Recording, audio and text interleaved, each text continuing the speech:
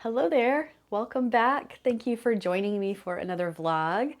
This one I'm going to talk a bit about things I did in July, and this is kind of like my newsletter. I noticed with my email newsletters, I was having some struggles like figuring out what to say, and there was always a lot I wanted to share, but I just didn't know how to type that up. So it's been a lot more fun to just kind of film some stuff and go a little bit more behind the scenes of my teaching and also my regular life, my mindful movement life, and my life of just trying to be present and enjoy the season I'm in. So in this video, I'm going to talk a good bit about how I weave together different modalities in my mindful movement practice and teaching, including yoga and Qigong and somatics, and how that works and how it relates for me to this kind of overarching intention of mindfulness and meditative practice. And you're also going to go with me to a baseball game and a waterfall, and we'll have some fun adventures exploring the summer together. For 4th of July, we went walking on one of our favorite trails. This is the Camas Waterfall Trail in Camas, Washington, about 20 minutes from where we live. In the winter, there's even more water here, but it's really lush and green in the summer. Being outside is one of my favorite ways to feel more grounded and a good way to celebrate what I like to call Interdependence Day. Once I got back indoors, it was time to plan for another sock I wanted to knit. So I went into my yarn stash and came out with some citrus-inspired colors to play with. The red one needed winding. Hand-dyed yarns often come wrapped in a way you can't really knit from without creating a massive tangle.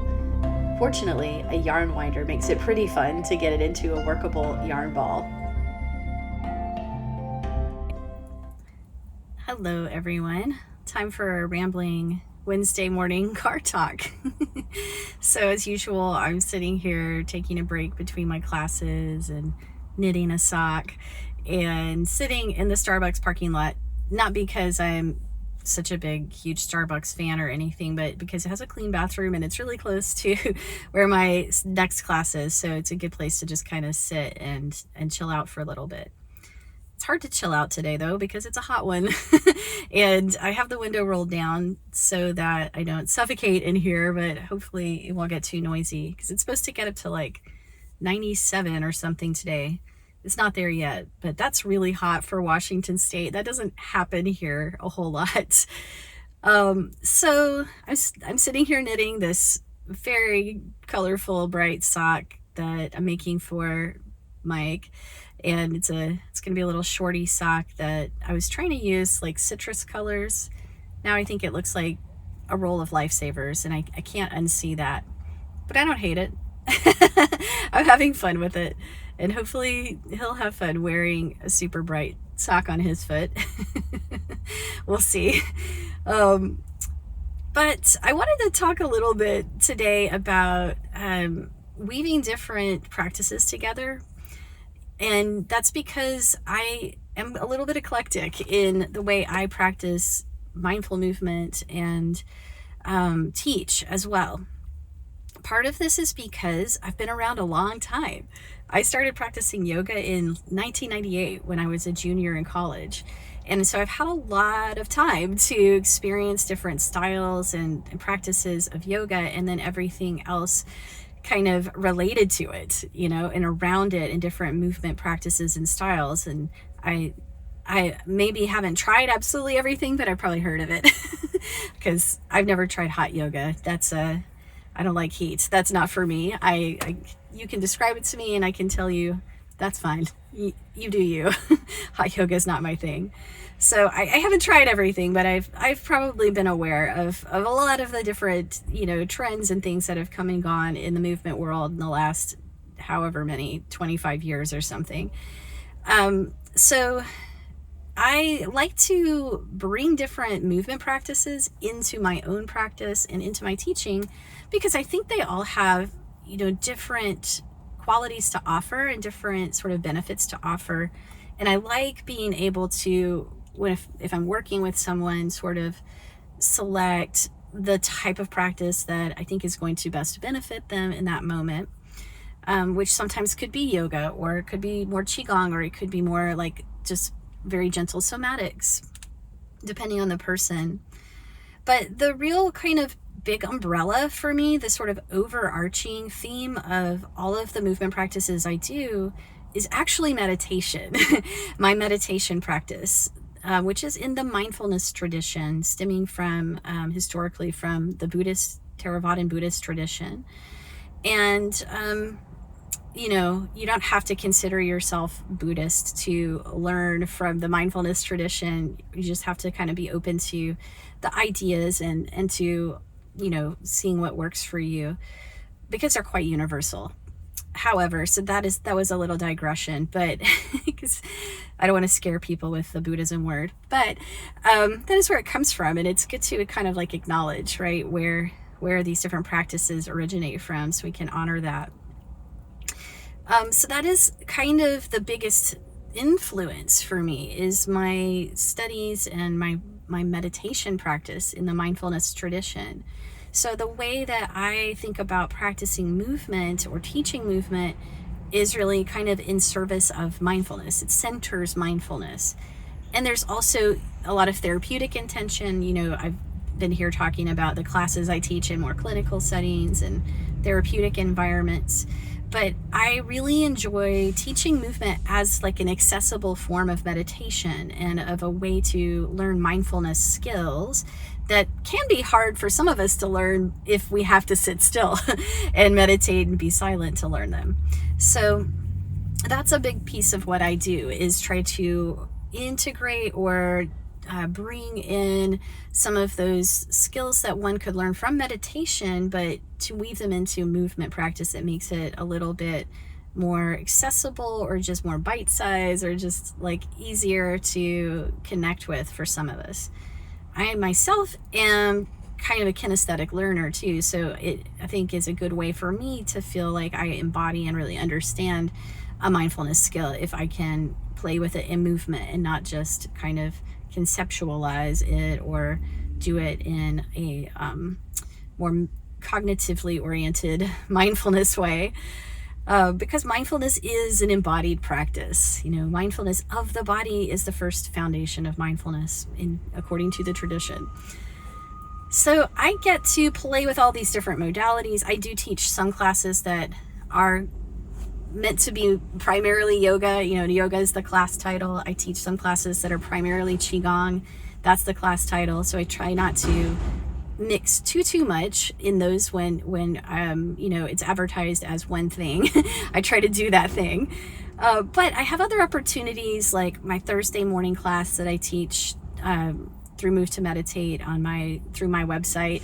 It's like a mindful movement mix. So I get to play there with integrating all these different practices. So you'll have some, you know, gentle somatics that are kind of often in the warm-up part, getting to know the body and sort of moving in subtle ways to connect to sensation and to release tension and to really just sort of discover areas of the body that you might not have felt so clearly before.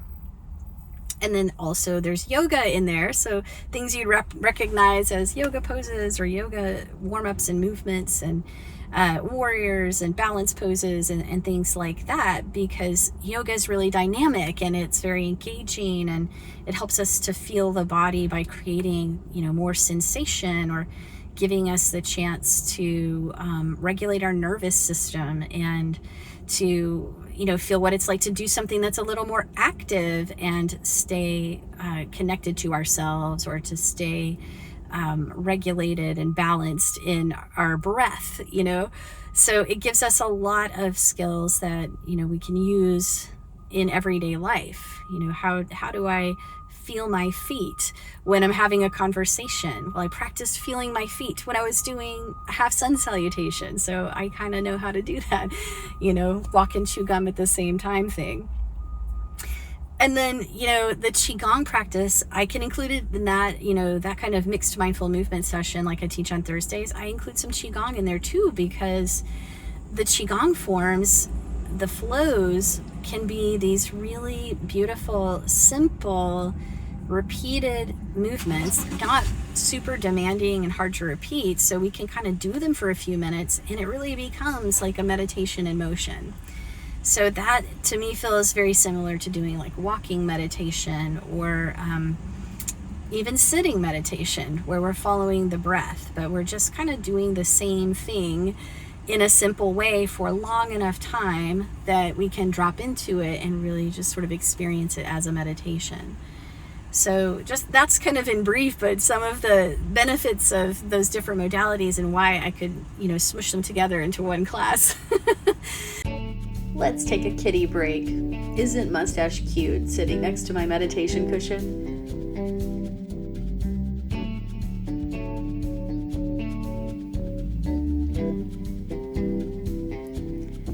He's not really a crawl in your lap kind of kitty, but he's a sweetie, and he likes to plop down next to me when I'm sitting here on the floor.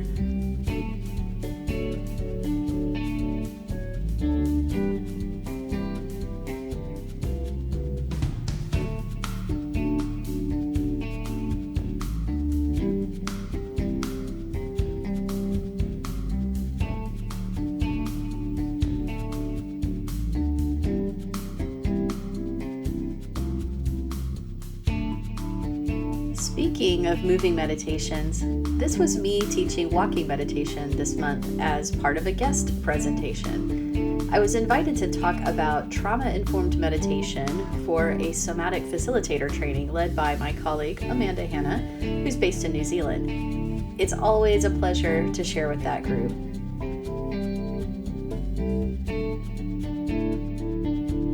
Okay, let's come back to that conversation from the car about weaving together movement modalities and chat about the upcoming mindful movement teacher training. But the other place where I really like to integrate and combine those is in the mindful movement teacher training that I offer. And that's an online training program that I started for other people like me who are interested in something that's kind of multimodality.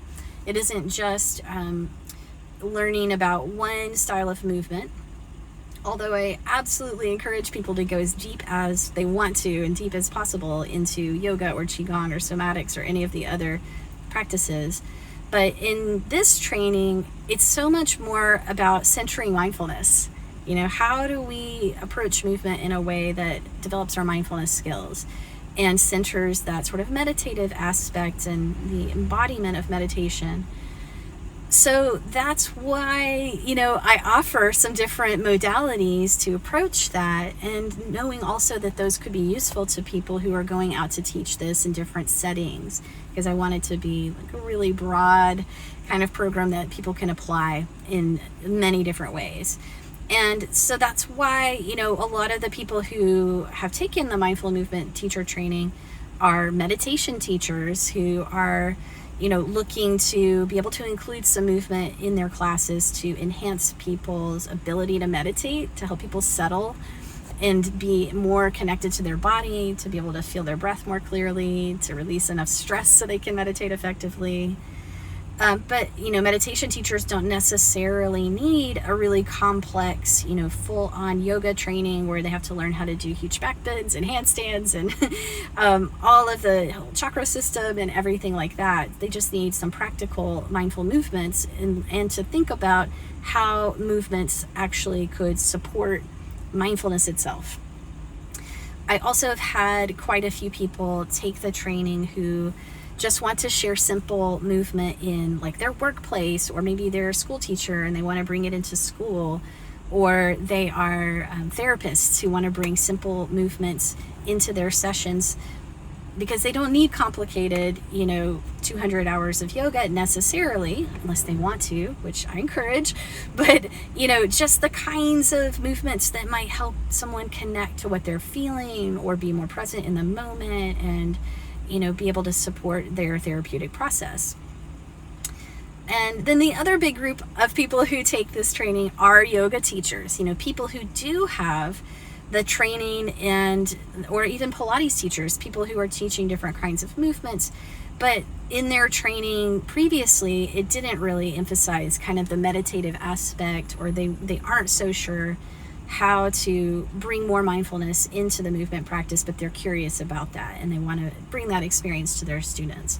So it brings together a really cool and interesting and eclectic group of people, and people who have some different backgrounds, and they teach each other, right? The groups always have so much wisdom to offer to each other, and I find that really, really fun and rich. But of course, there's also, a curriculum that brings us all onto the same page, where we study meditations from the mindfulness tradition, but how to also kind of translate them into movement practices, and a repertoire of different movements from yoga, somatics, and Qigong that people will be able to use once they finish the training. So that program, the Mindful Movement Teacher Training, is actually, I'm getting ready to open the applications and registration for that in August. So if that sounded interesting at all, you can look that up on my website, and I'll put a link down below in the description. But that starts in October, and it's a 6-month online program where we meet not every week, but we meet for several sessions on Zoom live, and then you also have videos and homework you can do on your own time. And we start in October, but I will be starting to take applications and registering people in August, after I get back from my meditation retreat. So I will be on retreat the first week of August, so that wouldn't be a good time for me to, I can't check my email and I won't be able to contact you, but if you're interested, look for that to open in early August, and you can, in the meantime, find more info on my website. But it's really an expression for me of just really bringing together the best of several different wonderful traditions from different sources, and these beautiful wisdom traditions that have been created that we're so lucky to have access to in our modern era, and all for me in the service of being more present in my life, and helping my students to be more present in their own lives, and to release their stress, but to also live in a way that feels meaningful to them and that helps them to connect with others and to the world around them. And that's what mindfulness is about for me. Let's go to the ballpark. In the summer, we like to go to at least one Portland Pickles baseball game. I'm not even such a huge baseball fan usually, but their games are super fun. Some of the warm-ups look kind of like yoga, if you speed it up a bit. It was a lovely evening for a game, a little cloudy and not too hot. And of course, we ate a few fried pickles to get ready for the action. I think there's a word for it, but yeah, hearing your voice.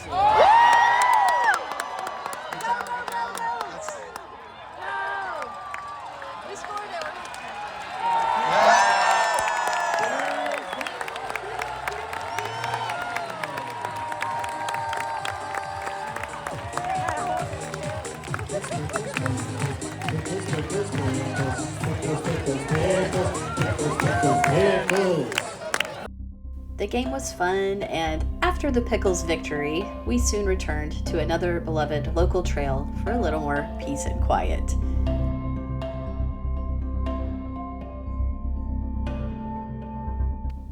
Thank you so much for spending some time with me today and watching this video. I'll be back next month with my updates from the month of August, including my meditation retreat. So I'm excited to share that with you. And if you haven't already, be sure to subscribe to my channel so you know when new videos come out. I've been putting out moving meditation practices as well. So hit the like button, the subscribe button, do the things, and follow along if you'd like to.